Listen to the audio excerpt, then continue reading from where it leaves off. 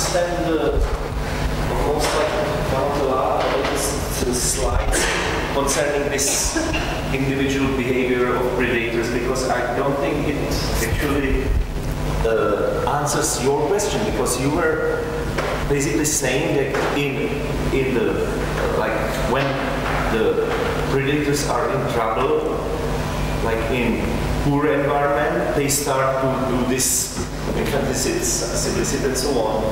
But the question is why the predators are relatively less common in the productive environment, not in the in low productivity levels. Yeah. Right? That's for me, this is the most important question, and I do not see any explanation, including the growth. The reason, the question why the number of predators is not proportional to the biomass of predators. It doesn't matter whether we speak about biomass or numbers, because as you have shown, the body size is basically constant, so biomass is given by the numbers, right? So why the numbers of predators are not proportional to numbers of prey, but they are lower, relatively lower in the areas where the prey is more abundant. And this doesn't answer this question, right? No, it doesn't. So, yeah. It doesn't. And of course, the answer is because the productivity of prey is lower, but it's not also not the answer, because it is lower because the predation pressure is lower and so on. So we don't know what is the cause and what is the effect still.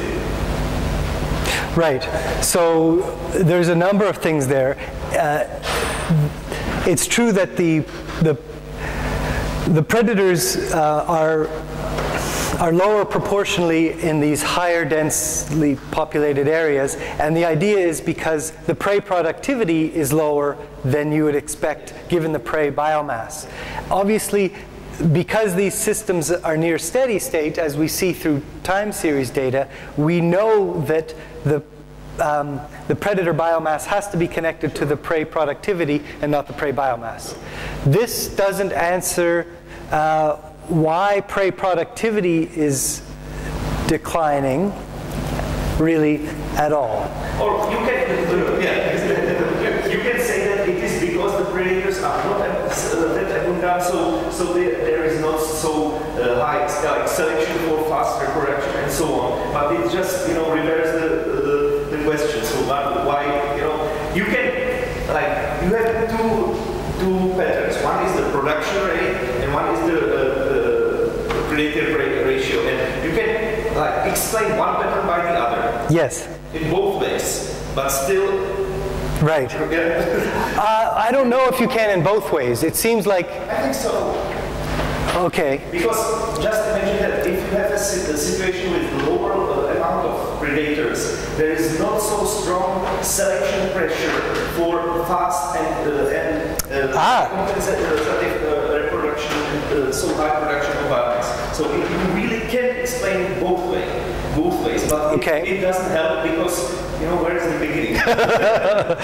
Yeah, no, that's a very interesting point. I hadn't really thought of it, reversing it around, and so I'd like to think more about that. As to whether this provides any information about the productivity relation, no, I don't think it does. The only thing that I think this does is to maybe provide another explanation for the balance between these two populations and potentially the interaction strength. And so it's possible that these territories get larger and smaller in order to balance in order to find the right interaction strength. But yeah, beyond that, I wouldn't say we have a good understanding for. I agree with this, but after all, this is not a problem because, of course, we assume that there are some, there is some dynamics which in the end goes to some steady state. So there must be some balancing forces like this. But the problem is why there is this systematic trend when with increasing biomass of prey or predator or whatever, and this doesn't answer this question. No, it doesn't. It goes back to why this productivity relationship, but you're also suggesting that it could it could work the other way, where predators have a less of a top-down control, which means that there's not the same turnover. Anyway, okay. Then we need to explain this. Right. Okay. No, that's a good point. Other questions? One of the oldest algebraic relationship was that metabolism scales with 0.75 body size and population size or population biomass scales with minus 0.75. So this probably is interesting, but how to explain that the energy flowing through each body size segment is constant? Is this still what people believe? And if so, is there any new explanation for it? The last time I was looking at this maybe 15 years ago, so I'm not very up to date on this. That's a great question.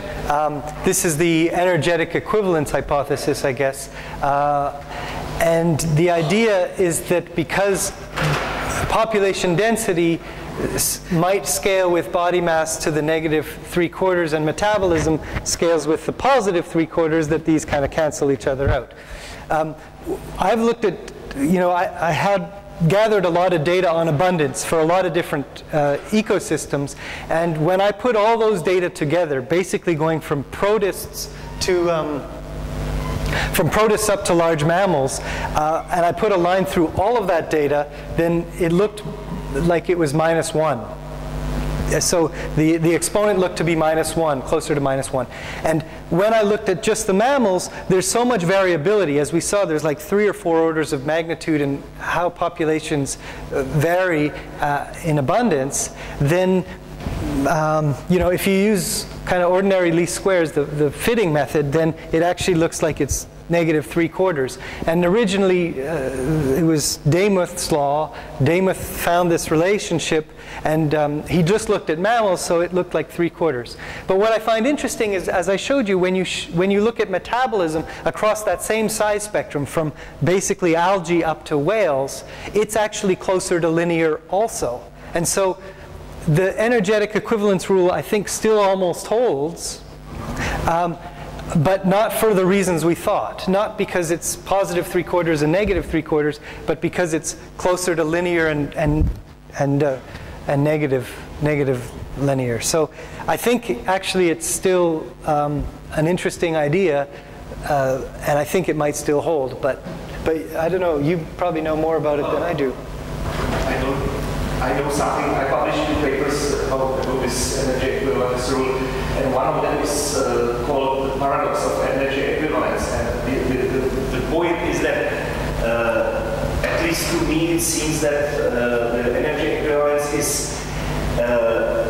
just a consequence of like null expectation. If you expect that large body sizes neither the small body size has an advantage in obtaining energy from the environment, then you assume, okay, there should be no strong relationship between size of body size and energy, energy consumption of the population. And when there are the additional scaling laws relating body mass to energy consumption, then of course you would see the inverse scaling law for the population density. So my view on energy equivalence is that it is actually a new assumption, and it is not just coincidence that we observe it only in really large scales and only in particular data sets. So for example, it doesn't hold within communities. Yeah, within communities, mostly larger animals actually have higher energy consumption than smaller ones. Yeah, but if you actually study data at large scales, then there is higher probability, there is no expectation that there is no trend in like efficiency of energy consumption in terms of body mass, and then the relationships flow. So So that's my interpretation. Yep, I mean, that's true. Within communities, I showed early on in the presentation, one of the first slides had population abundance against body mass, and it was a big mess. There was none of this negative relationship. So within a particular community, these abundances are so variable that you can't see any relationship, and it's only when you get to these extremely large body mass spectrum that it becomes apparent.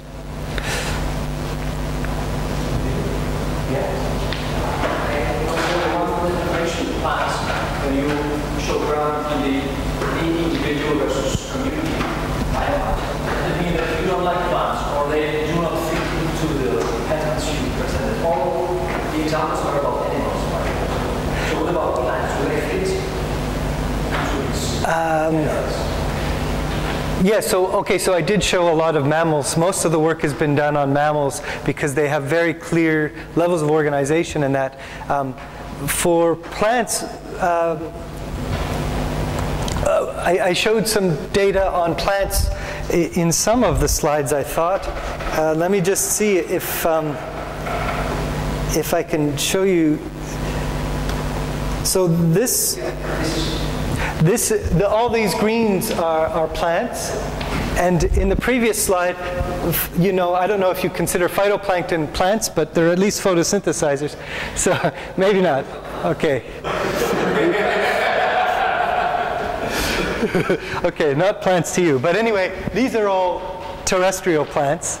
And they do tend to show this pattern, but they're quite variable. It's very difficult to measure the biomass of a forest, let alone the productivity of a forest. And in fact, there's been work done.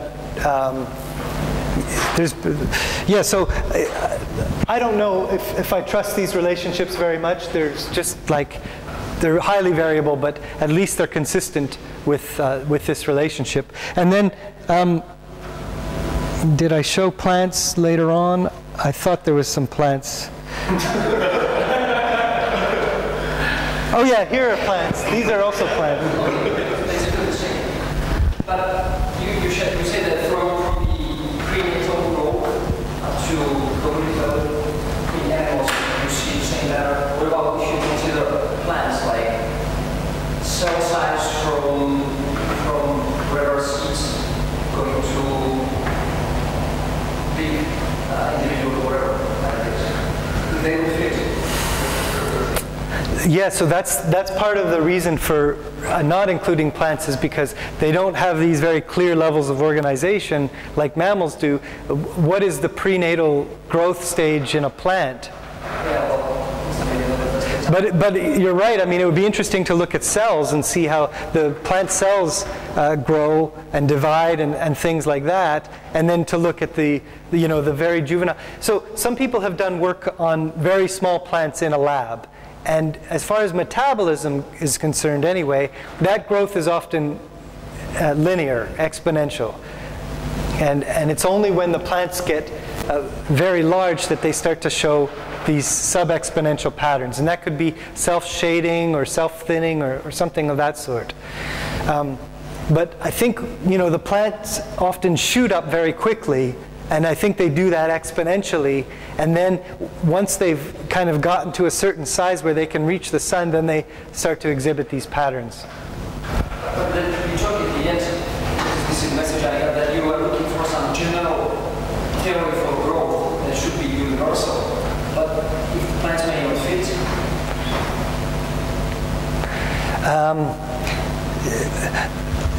It's possible the plants don't fit. Well, yeah.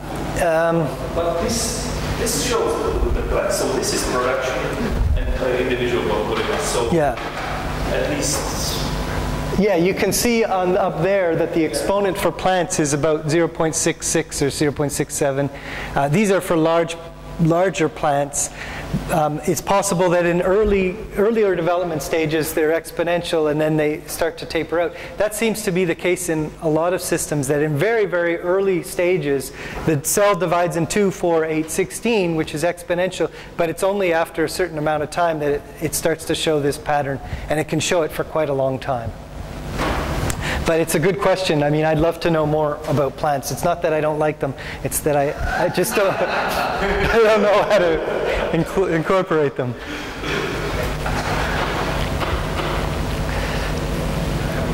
Yep. You explain these patterns, because, for example, these are about the growth rate. Then you explain like kind of similar pattern in predation. Right. So, but how those things connect? Because I can kind of understand how this can be a there can be a pattern between the growth of the you know the organism itself, but how that connects when it's related to all the organisms, how that can produce the same pattern when it's not like the same organism that is producing. I don't know if I'm kind of clear. Maybe you should just, in a little bit more detail, explain the model. Maybe I can start with explaining, but okay. The point is that in the steady state, the predators do not consume the prey, but the production of the prey. That's right. That's the point. Yeah, in the steady state, the consumer eats the excess of biomass, which is the production. And this is the connection between the patterns. So in the steady state, exactly the same amount which is produced, like beyond the biomass which is already there, is consumed. Yeah, and vice versa. And this is what the model shows. Every production goes to the predator. Yeah. So was that what you were asking, or? Is this the same pattern that you showed with growth? Yeah. Okay. So dB by dt is equal to RB to the k. If you ignore all the rest of it and just look at dB by dt is equal to RB to the k, that is the same model that we've been looking at when we've been describing the individual growth on that line. But this is among communities. Here, B is not the biomass of an individual. It's the biomass of all the individuals in a community in space. And yeah. Does that make sense?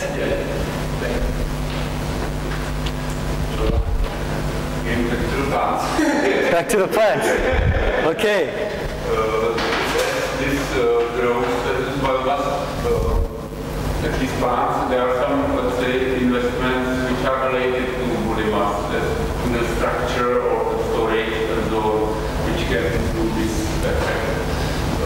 I don't know if it can be the case by the production of growth, so bigger plants can be slower, or if something like this can be brought up for animals, I don't know. These factors, let's say that there are alternatives to growth, how to invest the energy. Right. So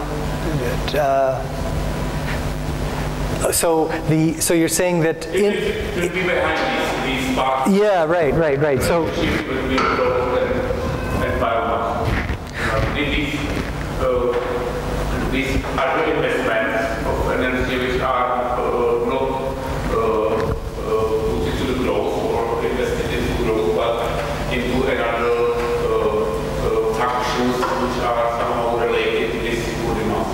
I see. So what are some of those functions? Like you're saying that instead of investing, I think, for example, in plants, it's some structure issues which need to be built, right, and or some storage if some short living plants, some carbon is invested into storage to grow. Right. Yeah, that makes a lot of sense at the individual level. Absolutely. So a tree is getting bigger, and it's putting its energy into, rather than continuing to grow, it's starting to build bark and supportive tissue and other things, maybe defense spines or something like that. But then I have difficulty understanding how that might be manifesting at the ecosystem level, where each point is a forest, say in China or something like that, and they've measured all the biomass of all the trees, and then the fact that right, right, yeah. Yeah, it makes a lot of sense that, you know, in each system you can identify factors that would explain it, I think, like storage in individuals and that. But then the question arises then, I guess it's very possible that the similarities in these patterns are just a consequence of all of them doing different things, but then converging on kind of something similar. I don't know. I must say that I think that I believe that this is kind of an explanation. I cannot imagine it at a population level.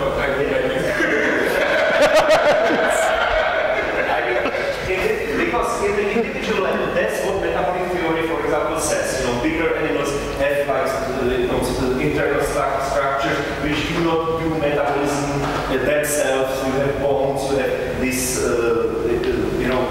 blood, tissues, and so on. So so we have the explanation for the individual level, but not for the ecosystem level, because Ian has shown that it really works even if body size is constant, and the biomass increase is just given by multiplying number of individuals. And I still believe there must be something like this, but I just have no idea what it could be. But I actually believe that this may be because I'm more like traditionally confined to the metabolic theory, so I still believe in this way of explanation. Right. Yeah. It's a good question. It's an open question, I think. Okay. Are there any other questions? No? Okay, thank you very much again. And Great. Thank you.